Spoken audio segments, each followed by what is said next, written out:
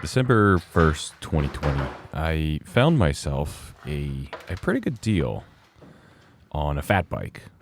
A bike I've always wanted. A Surly Moonlander.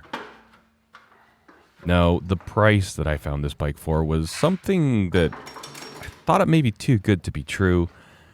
Did what research I could, found out that it wasn't stolen, it was legit, but I wondered why it was so cheap.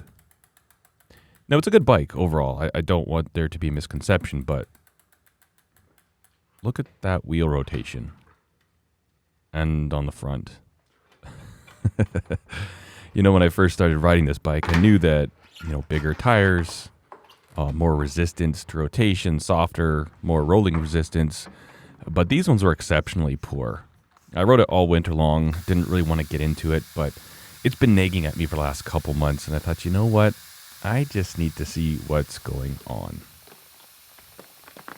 I also decided to put the Surly Big Fat Larrys that came on the bike.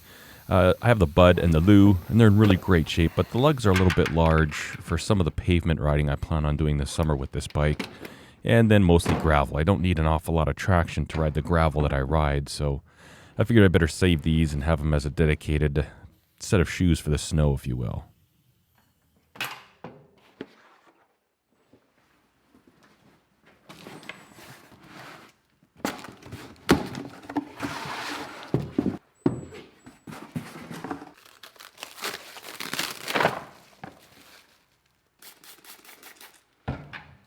So when I took these off the bike, they were pretty dirty. I think the gentleman used this bike a lot for mud, because I found mud in every possible place, nook, cranny, you name it.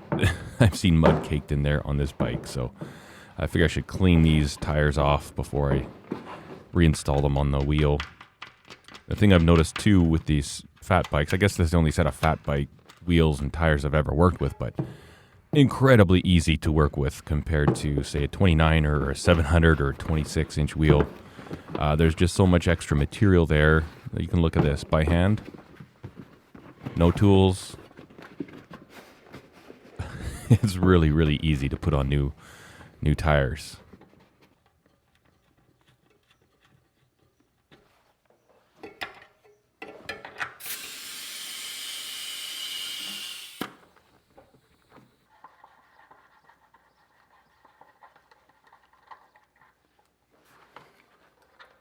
So I figured we'd take a look at the front wheel first, see why this hub wasn't spinning.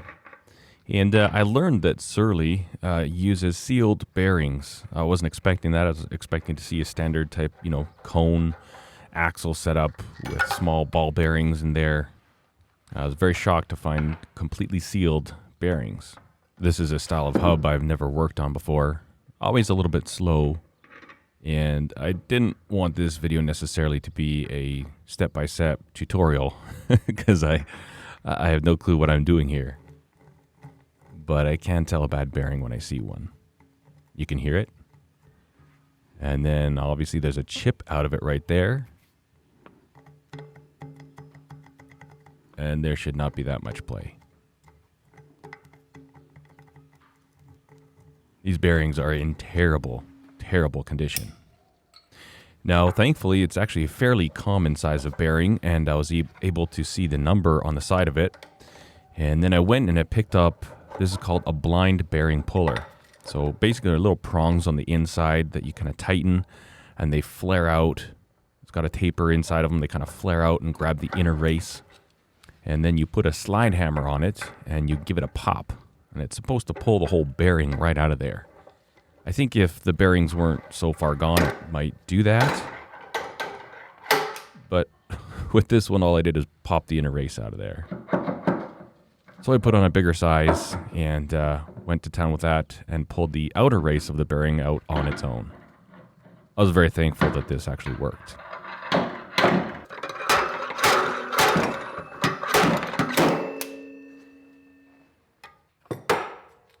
No damage to the hub. All the parts of the bearing removed.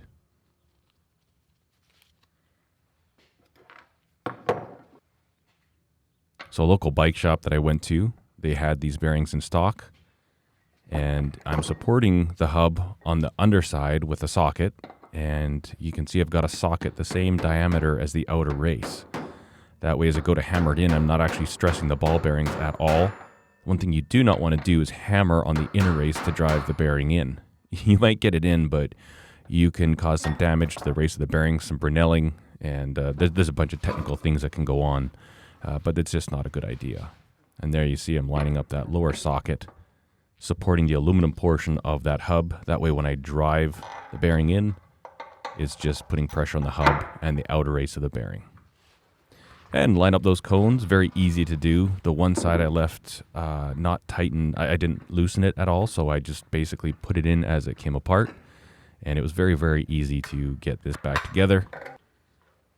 And it spins much, much better than before.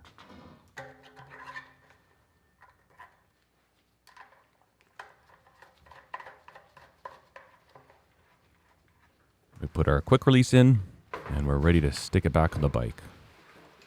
These big fat Larrys are 4.7 inch wide tires, and the Bud and the Lou that I had on there before were 4.8. And it's amazing how that 0.1 of an inch actually makes a difference getting them in and out, and particularly clearing the brake calipers.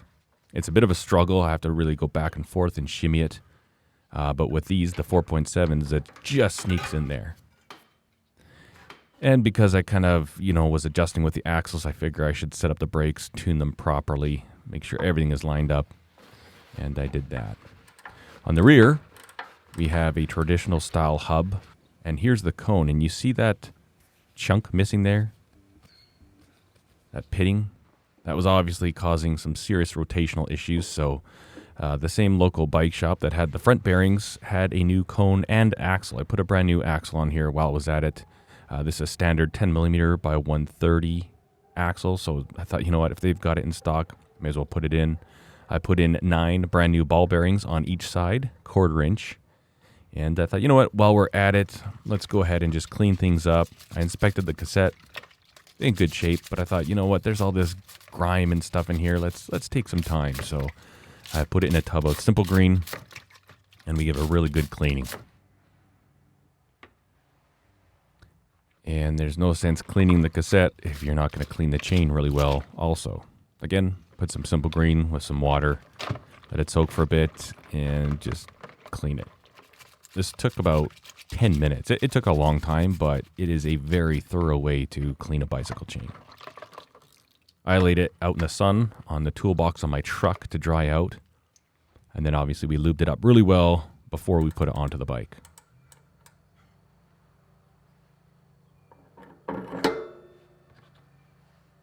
Now, the truth about the spacing on the axle of this is that I didn't take note of where the spacers were located on which side, and I probably spent 3 hours putting the axle together, installing the cassette, putting it on the bike, seeing how the chain lined up, seeing how the rotor lined up with the calipers, taking it off, adjusting things back and forth and back and forth. I don't know why I didn't even have my video camera rolling. And I was kind of ticked off because often when I'm in a project, I'll just go back and look at the footage and figure out what I did. But I didn't have it going at all when, I was filming the taking apart the rear axle and all the spacers because, like I said, I wasn't really doing a tutorial, just kind of documenting this. But, 3 solid hours. And I think I took the axle apart 5 times. Different spacers, blah, blah, blah, blah, trying to figure it out. But we got it.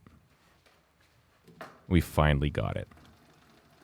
When I bought this bike, I think the gentleman that sold it to me knew the situation with the bearings, and I think that's why he priced it so reasonable. There's a similar bike, same year, same size, locally right now for $800 more than I paid for this one.